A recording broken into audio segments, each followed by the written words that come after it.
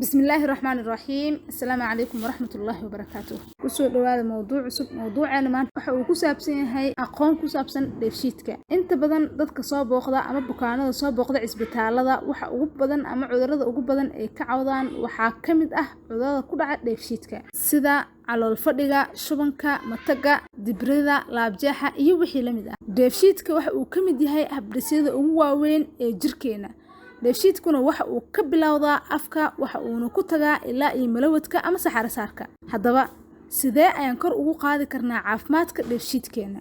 Dunidan waxaa laga helayaa waxyaabo badan oo nagu caawinayo ama nagu saacidayo in aan kor u qaadno caafimaadka dheefshiidkeena. Waa haddii aan ku dadaalno sameentooda waxaana ka mid ah cunista cuntooyinka qolofta leh. cuntooyinka qolofta leh waxa ay ka hortagaan calool fadhiga. Horta bulshadeena inta badan calool fadhiga waa ay fahansan yihiin oo waxa ay sameysteen oraahyo la xiriira oo waxa aad ba maqlaysaa calool fadhiga cudurka ma horeeyo in ay dadku waaweyn oraahdaas mar waliba ay isku sheegaan.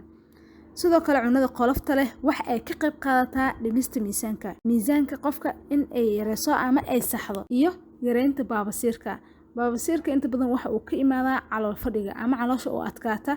cunooyinka qolofta leh waxaa ka mid ah aanu qaadan karno babaayga, qamadiga, karootada, digirta, cambaha.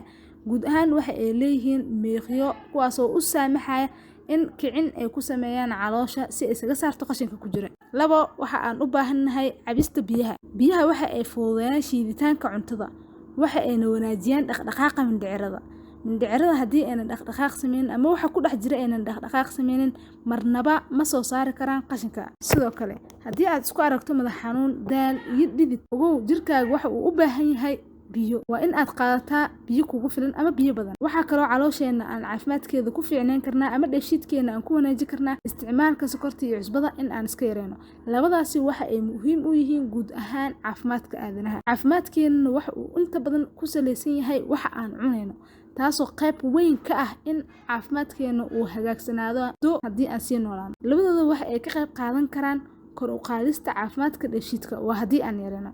haddii aan badsano sokorta iyo cusbada waxaa laga dhaxlaa calool xanuun, dheefshiidka oo shiiditaanka cuntada waqti badan ay ku qaadato iyo sidoo kale cudur la xiriira nolosha in ay nagu sababaan chronic life disease. qodobka kale dheefshiidkeena aan ku fiicnaan karno waxaa ka mid ah jimicsi. in aan maalinkii ugu yaraan 30 daqiiqo oo jimicsi ah aan sameeyno. jimicsiga joogtada ah waxa uu yareeyaa walwalka, waxa uuna xakameeyaa culayska jirkeena, miisaanka balance ka dhigo. sidoo kale wuxuu naga caawiyaa in aan si caadi ah u shaqeyn karno maalinkii.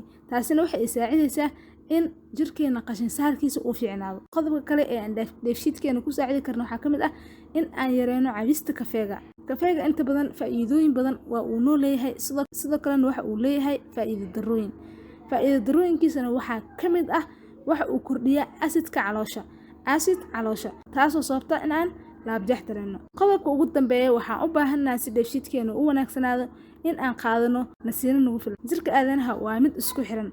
haddii ay cabsi ama murugo qofka uu dareemayo inta badan hormoonada jirka oo dhan waa ay saameysaa. sidoo kale haddii qofka xanuun meel kale uu ku soo siyaado waxaa laga yaabaa calooshana in ay qofkii la xanuunto. haddii qofka uu murugoodo waxaa laga yaabaa shuban in uu ku dhaco. dadka qaar ayaa la sheegaa dagaalada agagaarkooda marka ay ku dhacaan in ay calooshii isbedel ku imaado, gaar ahaan in uu shuban ama diyaaryo qofka ku dhaco. waa sax sababtoo ah jirka bini'aadamka waa uu isku xiran yahay.